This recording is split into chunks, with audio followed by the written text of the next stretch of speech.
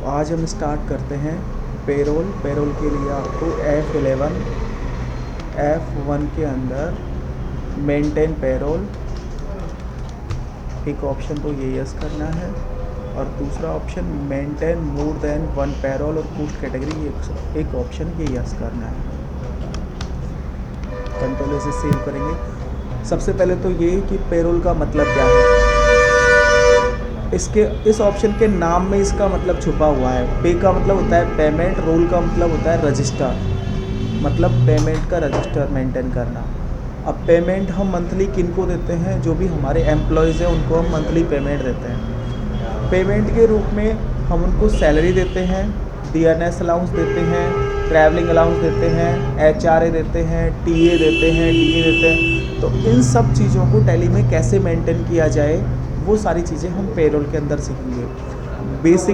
Basically मैं एक line में कहूँ तो पेरोल केवल और केवल जो आपके कर्मचारी हैं उनको मंथली दिए जाने वाले पेमेंट का रिकॉर्ड है।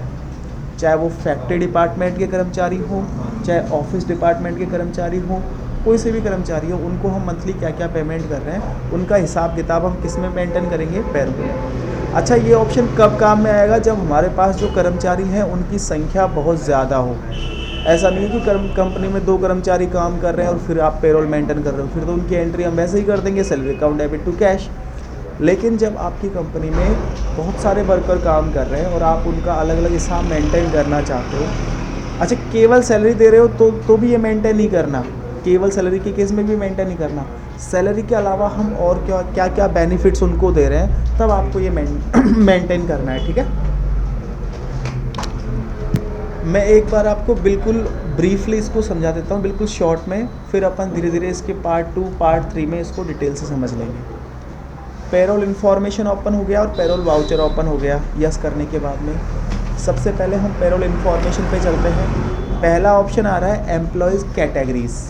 एम्प्लॉय कैटेगरीज़ के अंदर आपको आपके जो भी डिपार्टमेंट हैं, जितने भी डिपार्टमेंट आपने बना रखे हैं, वो आपको यहाँ पे क्रिएट करने हैं।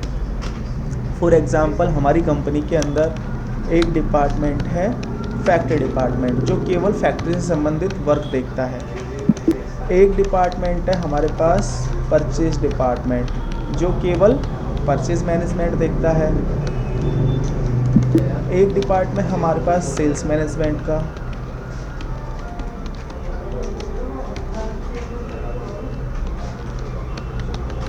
ठीक है, okay, sales department, purchase department और फैक्ट्री डिपार्टमेंट। एम्प्लॉय ग्रुप के अंदर आपको बनाना है, जो भी आपने डिपार्टमेंट बना रखे हैं उनके अंदर कौन कौन सी पोस्ट अवेलेबल है, वो पोस्ट आपको यहाँ पे बनानी है। जैसे मैं अब बात करूँ, सेल्स डिपार्टमेंट के अंदर कौन कौन सी पोस्ट अवेलेबल हो सकती है, एक हो सकता है सेल्स मैनेजर, हो सकता है सेल्स मैन, हो सकता है, ठीक है। वैसे ही अगर मैं फैक्ट्री डिपार्टमेंट की बात करूं तो इसमें कौन होगा, मोस्टली लेबर और सुपरवाइज़र होगा इसके अंदर। तो ऐसे करके आपको एम्प्लॉय जो ग्रुप है इसके अंदर बनाना क्या है, जो भी आपके डिपार्टमेंट है उनके अंदर कौन कौन सी पोस्ट्स अवेलेबल हैं। एम्प्लॉयज़ के अंदर आपको क्या बनाना है, जो भी आपके वर्कर हैं उनकी डिटेल आपको यहाँ पे डालनी है। सबसे पहले बैक स्पेस दबा के मैं यहाँ पे डिपार्टमेंट सेलेक्ट करता हूँ। सेल्स डिपार्टमेंट का जैसे हमारे पास ये कर्मचारी है, नाम हम डाल देते हैं इसका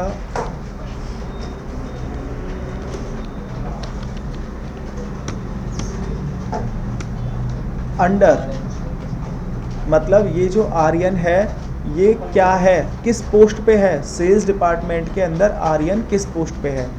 हम एम्प्लॉय क्रिएशन के अंदर क्या बना रहे हैं, जो भी हमारे वर्कर्स हैं उनकी डिटेल डाल रहे हैं। मान लो ये सेल्समैन है, डेट ऑफ ज्वाइनिंग, इसने कब से ज्वाइन किया था। सैलरी डिटेल आपको यहाँ पे इसकी अभी नहीं डालनी, आगे मैं बताऊँगा कहाँ पे डालनी है। एम्प्लॉय नंबर डाल देंगे, डेस्टिनेशन, फंक्शन वगैरह, ये सारी चीज़ें हम खुद से डाल सकते हैं। जैसे जेंडर में डाल देता हूँ, ब्लड ग्रुप डाल देता हूँ। यहाँ पे हमें जो भी हमारे कर्मचारी है उनकी डिटेल डालनी है, उनका पैन नंबर, आधार नंबर वगैरह सारी डिटेल आपको यहाँ पे इंसर्ट कर देनी है। उसके बाद यूनिट का मतलब है आप अपने वर्कर्स को पेमेंट किस तरीके से देते हो। पेमेंट देने के हमारे पास दो तरीके हैं। एक तो हम मंथली पेमेंट करें, मंथली पेमेंट का मतलब सैलरी के हिसाब से पेमेंट करें। सैलरी हम कैसे पे करते हैं, अकॉर्डिंग टू मंथ। एक मान लो फैक्ट्री डिपार्टमेंट का कोई कर्मचारी है तो उसको मंथली थोड़ी देते हैं हम, उसको हम अकॉर्डिंग टू आवर्स दे सकते हैं कि कितने घंटे उसने काम किया। एक हम उसको यूनिट के अकॉर्डिंग दे सकते हैं कि कितने पीस आपने मैन्युफैक्चर किए, उसके हिसाब से हम आपको पेमेंट करेंगे। तो जैसे हमारा जो सेल्समैन है हम उसको मंथली पेमेंट कर रहे हैं तो हम उसके क्या काउंट करेंगे, डेज काउंट करेंगे, मतलब उसके दिन गिनेंगे कितने दिन उसने काम किया, उसके हिसाब से हम उसको पेमेंट कर देंगे। अटेंडेंस लगाने के लिए हम एक बना लेते हैं अटेंडेंस टाइप आपसे बनवा रहा है तो यहाँ पे हम क्या लगा देंगे, उसकी प्रेजेंट। पे हेड के अंदर मैं अभी केवल और केवल आपको सिंगल पे हेड बना के बता रहा हूँ। इनसे आपको धीरे धीरे और भी पे हेड में आपको बनाना सिखाऊंगा। अभी मैं आपको केवल बेसिक सैलरी बनाना सिखा रहा हूँ। बेसिक सैलरी कर्मचारी के लिए उसकी क्या होगी, क्या उसकी डिडक्शन होगी, क्या उसकी अर्निंग होगी। तो सैलरी कर्मचारी के लिए क्या होगी, अर्निंग। हमारे लिए खर्चा होगा कौन सा, इनडायरेक्ट एक्सपेंसेस होगा। सैलरी को किस में डालते हैं हम, इनडायरेक्ट एक्सपेंसेस में। उसके बाद आपको यहाँ पे आना है कैलकुलेशन टाइप। ये जो सैलरी है आप किसके हिसाब से कैलकुलेट करोगे, तो हम किसके हिसाब से कैलकुलेट करेंगे, अटेंडेंस के अकॉर्डिंग कैलकुलेट करेंगे।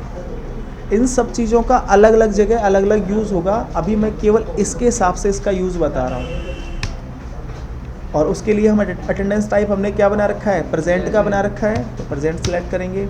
और ये हम कैसे देंगे, according two months, as per calendar period में इस वजह से ले रहा हूँ तो ये कैलेंडर में जितने दिन होंगे उसके हिसाब से हम उसको पेमेंट करेंगे। बना दिया। इसके बाद में हम इसकी सैलरी डिटेल डालते हैं। जो सैलरी डिटेल मुझे एम्प्लॉय क्रिएशन में डालनी थी वो अब मैं यहाँ पे डालूँगा। आर्यन की एक तारीख से ये सैलरी लागू होगी। इफेक्टिव फ्रॉम का मतलब ये कब से लागू होगी। बेसिक सैलरी हम इसको दे रहे हैं 12,000 रुपीज़ पर मंथ, ठीक है। अब देखो अप्रैल के मंथ का हम इसको पेमेंट देंगे। मैं यहाँ से इसको 1 मई कर देता हूँ, 30 अप्रैल कर देता हूँ। पेरोल वाउचर पे जाएंगे हम। अब तक हमने जो पेरोल इन्फॉर्मेशन का काम था वो हमने कंप्लीट कर लिया। हम पेरोल वाउचर पे जाएंगे।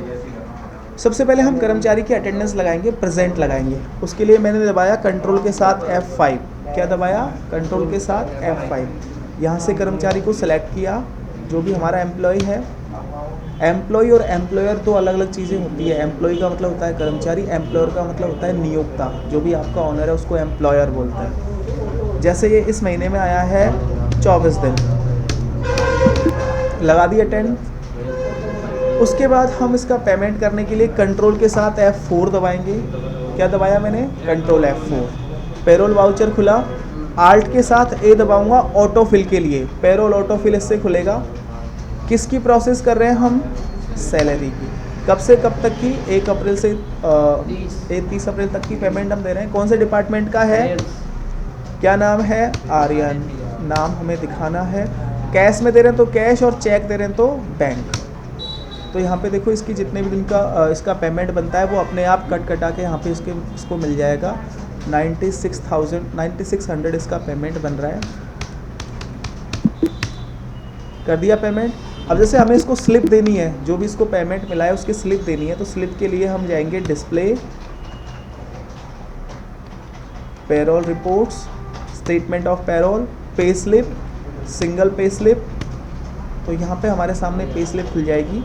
इसको आल्ट के साथ P दबा के हम प्रिंट करके और जो भी हमारा वर्कर है उसको दे देंगे, ठीक है।